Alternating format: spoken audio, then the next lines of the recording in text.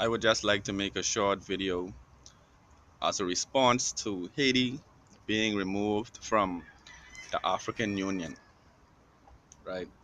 Now, as you all know, Haiti was recently, I believe it was last year, sometime, Haiti was added to the African Union, which for many of us in the diaspora signaled the end to this perception of division and disunity in the realm of Africans around the world. Haiti was added to the um, African Union. It was a victory for many of us because, it was something that flew in the face of the established norm, and this was a state of affairs that perpetuated division between Africans around the world. But Haiti was added to the African Union, right? And I began to think about the day in which the Bahamas would be added to the African Union. I thought about the day in which Jamaica, Belize, Barbados, Cuba, all right, Guyana. I thought about the day that all of our countries would be ushered into the African Union, and this would be the day that African unity on a global level would be established. When the Africans from the UK, when the Africans from the United States of America, when the Africans from Europe, all right, were to join the African Union, right, and also the Pan African Parliament. When we join these institutions, there would be a deepening of solidarity.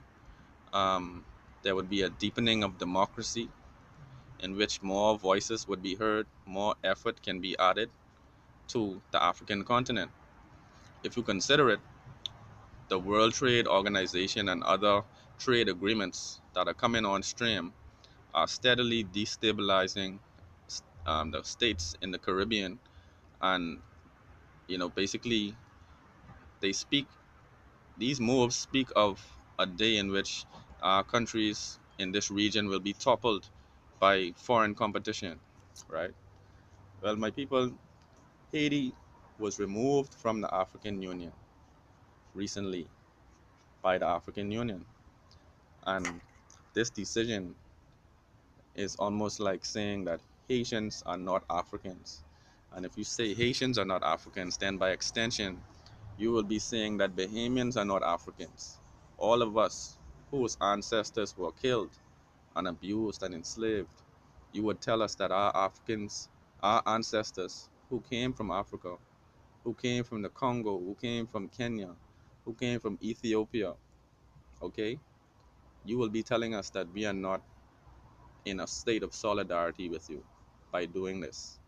So, people, please, I would like for all of us to come together and begin to write letters to the African Union and begin to write letters to our heads of state so that they can denounce this move by the African Union and also seek closer ties, seek to have their voices heard in these initiatives. Because how can we have leaders in all of these black countries who do not have a pan African agenda?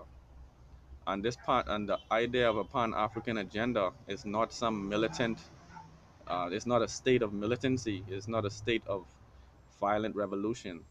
It is just the consideration of ourselves being a part of the whole in terms of the African population around the world and finding ways that we can um, deepen our ties, form more economic alliances so that we may be able to assist one another.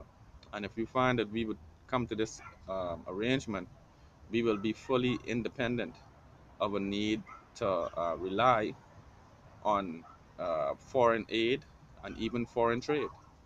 So, people, let me know your thoughts in the comments below. I would like to once again echo and uh, reaffirm the statements made by Julius Malema. We must have a United States of Africa, and we must have a single currency which can cater to our needs in our trade situation. But people, let me know what your thoughts are in the comments below. I did not know that Haiti was removed from the African Union, and I would hope that they can be reinstated, and all of the nations in the diaspora can find themselves as a part of this body. Let me know what your thoughts are in the comments below. One love.